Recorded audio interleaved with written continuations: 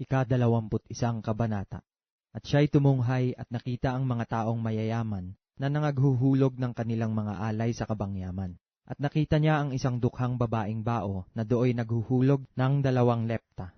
At sinabi niya, sa katotohanay sinasabi ko sa inyo, ang dukhang babaeng baong ito ay naghulog ng higit kaysa kanilang lahat, sapagkat ang lahat ng mga yaon ay nangaghulog sa mga alay nang sa kanila'y labis, datapwat siya, sa kanyang kasalatan, ay inihulog ang buong kanyang ikabubuhay na nasa kanya. At samantalang sinasalita ng ilan ang tungkol sa templo, kung paanong ito'y pinalamutihan ng magagandang bato at mga hain, ay kanyang sinabi, tungkol sa mga bagay na ito na inyong nangakikita, ay darating ang mga araw na walang maiiwan ditong isang bato sa ibabaw ng kapwa bato na hindi ibabagsak. At kanilang itinanong sa kanya na sinasabi, Guro, kailan nga mangyayari ang mga bagay na ito?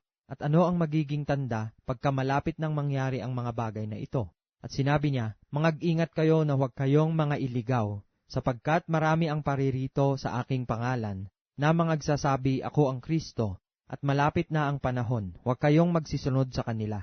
At pagka kayo'y nangakarinig ng mga digmaan at mga kaguluhan, ay huwag kayong mga sindak, sapagkat kinakailangang mangyari muna ang mga bagay na ito, datapwat hindi pa malapit ang wakas. Nang magkagayoy sinabi niya sa kanila, magtitindig ang isang bansa laban sa bansa, at ang isang kaharian laban sa kaharian, at magkakaroon ng malalakas na lindol, at sa iba't ibang dako ay magkakagutom at magkakasalot, at magkakaroon ng mga bagay na kakilakilabot, at ng mga dakilang tanda mula sa langit.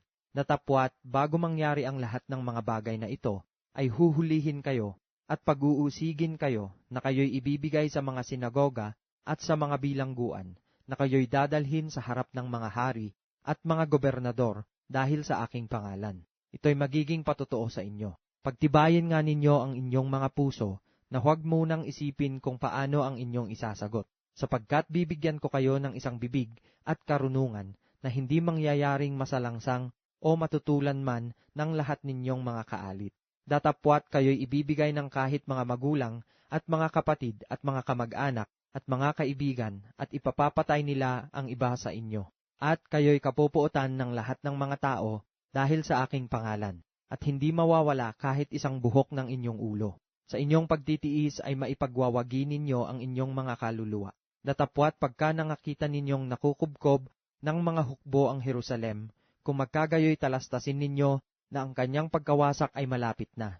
Kung magkagayoy ang mga nasa Judea ay magsitakas sa mga bundok, at ang mga nasa loob ng bayan ay magsilabas, at ang mga nasa parang ay huwag magsipasok sa bayan. Sapagkat ito ang araw ng paghihiganti, upang maganap ang lahat ng mga bagay na nangasusulat, sa aba ng mga nagdadalang tao at ng mga nagpapasuso sa mga araw na yaon, sapagkat magkakaroon ng malaking kahapisan sa ibabaw ng lupa at kagalitan sa bayang ito. At sila'y mga bubuwal sa pamamagitan ng talim ng tabak, at dadalhing bihag sa lahat ng mga bansa, at yuyurakan ang Jerusalem ng mga hintil, hanggang sa matupad ang mga panahon ng mga hintil. At magkakaroon ng mga tanda sa araw at buwan, at mga bituin, at sa lupa'y magkakaroon ng kasalatan sa mga bansa, na matitilihan dahil sa ugong ng dagat at mga daluyong. Magsisipang lupaypay ang mga tao dahil sa takot, at dahil sa paghihintay ng mga bagay na darating sa ibabaw ng sanglibutan.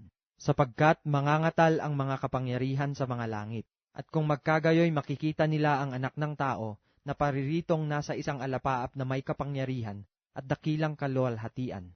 Datapwat, kung magpasimulang mangyari ang mga bagay na ito, ay magsitingin kayo at itaas ninyo ang inyong mga ulo, sapagkat malapit na ang pagkatubos ninyo. At sinalita niya sa kanila ang isang talinghaga, masdan ninyo ang puno ng igos at ang lahat ng mga punong kahoy. Pagka nangagdadahon na sila, ay nakikita ninyo at nalalaman ninyo sa inyong sarili na malapit na ang tagaraw. Ngayon din naman kayo, pagka nakakita ninyong nangyari ang mga bagay na ito, talastasin ninyo na malapit na ang kaharian ng Diyos. Katotohanang sinasabi ko sa inyo, hindi lilipas ang lahing ito hanggang sa maganap ang lahat ng mga bagay. Ang langit at ang lupa ay lilipas, datapwat ang aking mga salita ay hindi lilipas. Datapwat mangag-ingat kayo sa inyong sarili. Baka mga lugmok ang inyong mga puso sa katakawan at sa kalasingan at sa mga pagsusumakit ukol sa buhay na ito. At dumating na bigla sa inyo ang araw na yaon na gaya ng silo, sapagkat gayon darating sa kanilang lahat na nangananahan sa ibabaw ng buong lupa.